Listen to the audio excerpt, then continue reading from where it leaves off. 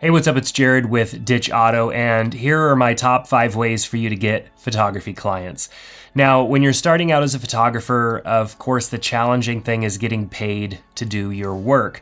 You might have a decent camera and you've gotten good at taking pictures, but that doesn't necessarily mean that people are going to start throwing money your way and hiring you to take pictures for them. So here are 5 ways that I think are extremely important and can definitely help you get some clients that are willing to pay you money to do photography work. So the first thing is just to take pictures and share them. I mean, you need to be showing everybody that you're putting work out there. If you're not showcasing what you're doing and sharing that with others, people won't even know that you exist in the first place. Simply telling them that you do photography and that they can hire you isn't going to be enough. People need to see something. They need to fall in love with something. They need to be able to connect with your work. And photography is very visual. I mean, you can't explain to somebody how good of a photographer you are. They're going to see a photo that they like and they're going to decide to hire you based on that. So the more you can get out and take pictures and share that stuff that you're putting out there with other people across social media, across your website. So that means harnessing the power of Instagram that everybody uses. Share your photos there. It doesn't mean that you have to take them all with your phone. You could definitely share photos that you take with your camera.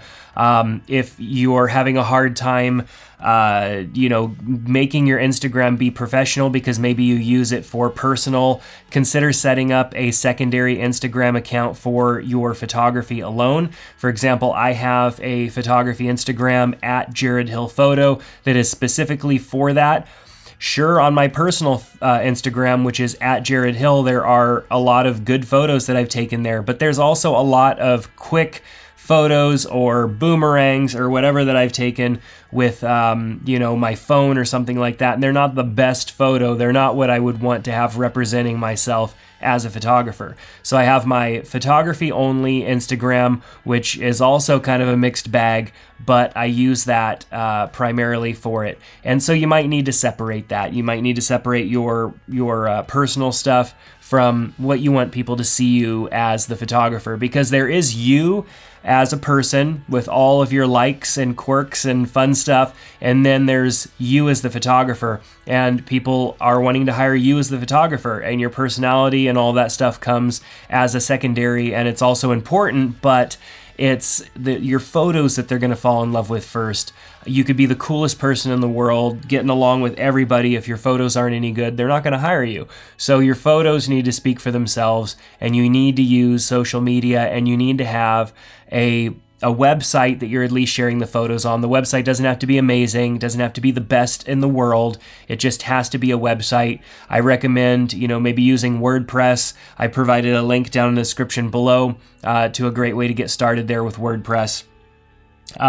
Number 2 is to showcase actual sessions or events that you've done. I mean, you may have had a paid job already, so share that. If you haven't, if maybe you've done some for free, or to kind of build up your portfolio, share those, but the actual sessions and events. It's very easy for us to show one photo, like, oh, here's one photo from that family portrait session that we did, or one photo from that lifestyle shoot that we did. But there's a lot to that session. There's more than one photo that you took, or at least I hope so. So on your website, share a little bit of the story of what that event was about, that session or whatever. Maybe it was a high school senior portrait.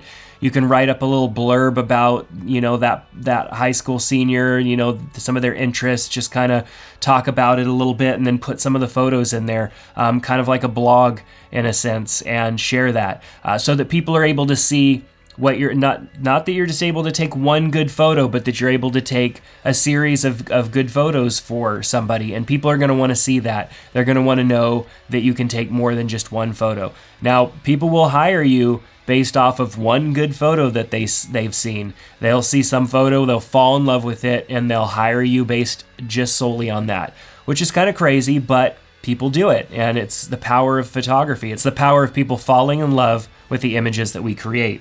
So showcase actual sessions. You don't have to post every single photo that you took, but take the best of, the best 5, the best 10, or whatever images and put them up in a series for people to look through those. Number 3 would be network with other people in industries that complement yours. That doesn't necessarily mean networking with other photographers. There's definitely nothing wrong with that. But in smaller areas, it becomes harder to network with other photographers because everybody feels that they're battling for the same small pool of clients, which is not the case. I get this in the area that I'm from. It makes it very hard to network with photographers because everybody thinks that they're dipping into your wallet or vice versa. And so it creates tension and awkwardness. You go to bigger areas, like I have San Francisco and Sacramento that are within about an hour 20 drive from me, and it's a totally different atmosphere because it's such a bigger area. People understand that they're a photographer, they can only handle so many clients, but the area that they live in has tons of people. And so it's a different feel, a different environment. But you can network with people who are in industries that complement yours. And what I mean by that is if you're wanting to get into wedding photography as a paid job, go and network with florists. Go and network with the people that own the event centers that have the weddings at them, the venues. Go and network with the DJs and stuff like that and get to know them, meet with them for coffee, talk about the industry with them, get some tips from them, buy them coffee, and just, nobody goes and asks the DJ for their advice on the wedding industry in the area. It would be huge for you to go and do that. Talk to the, couple of the popular wedding DJs and just say, hey, I'm getting started. I want to shoot weddings, or I want to shoot this, what advice do you have? Or maybe you can talk to the DJ and say, hey, I'd love to shoot a team photo for you guys for free. I'd love to, maybe get out there and do something for you to help market you, and doing something for those other people. I mean, I'm a big believer in giver's gain. The more that you give, the more you get in return. It's the law of reciprocity, and getting out there and just helping other people that have the power to help you as well is going to definitely help you get clients. That kind of leads into the next, number 4, which is occasionally do pro bono work. Now, people get a bad taste in their mouth because they say, oh, I don't want to shoot for free, or I don't want to get stuck shooting for free. And I totally believe in this. If somebody can afford to pay you, they should pay you. You should not shoot for them for free for any reason other than maybe just out of the kindness of your own heart. But the chances of you getting them to ever pay you is going to be challenging because they've gotten it for free. It's, once they've had that taste, they don't want to pay for it. They want it for free. So in doing pro bono work, I mean finding causes that you believe in and doing photography work. For years, I've done photography work for a local movement in our area called Love Modesto. It's a day every year where we go out.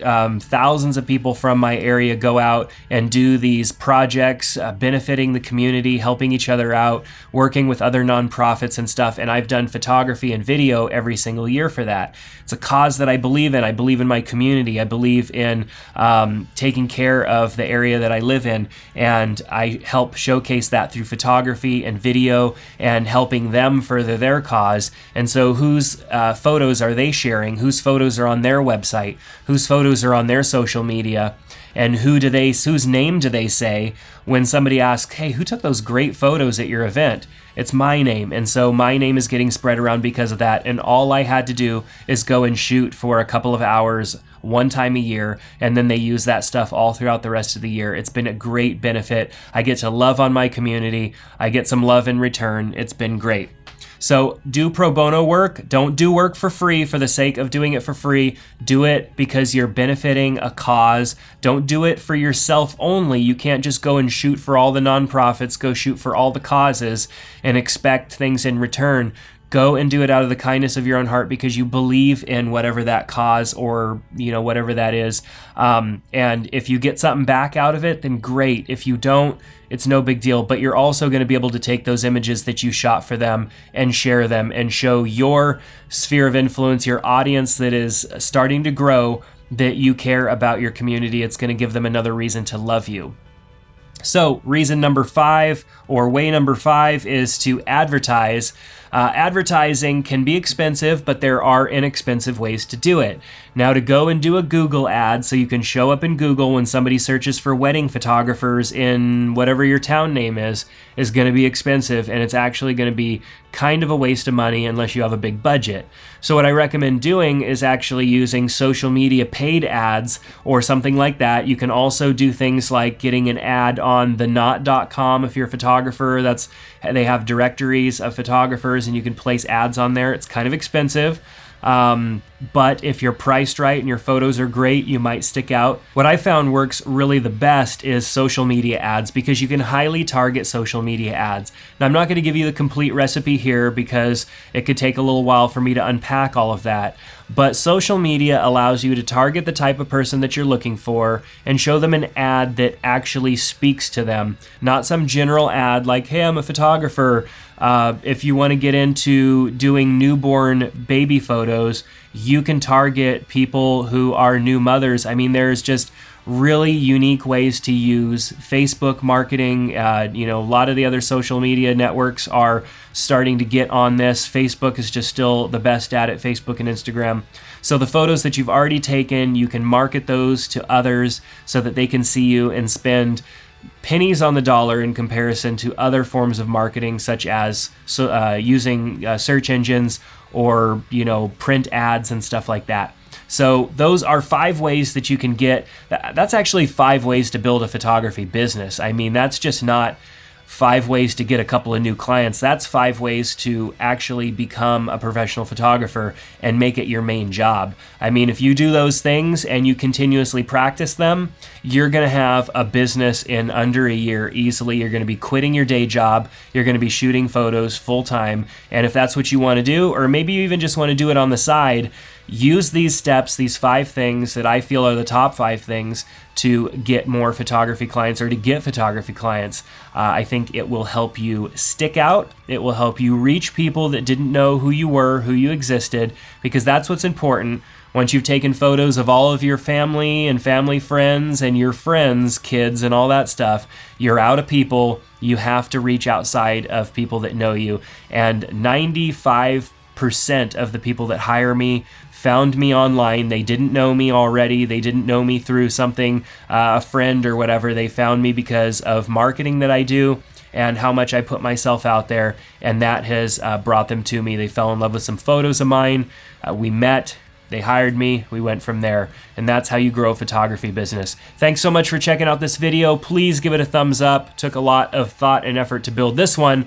I hope that you subscribe to our channel, because we're going to do a lot more of these answer type videos. People were asking me in our Facebook group, how do I get photography clients? Here's how. 5 reasons. There's a lot of others, but this is the top 5 in my opinion. So take that and go build yourself a photography business, and we'll see you back here soon on Ditch Auto. Thanks a lot.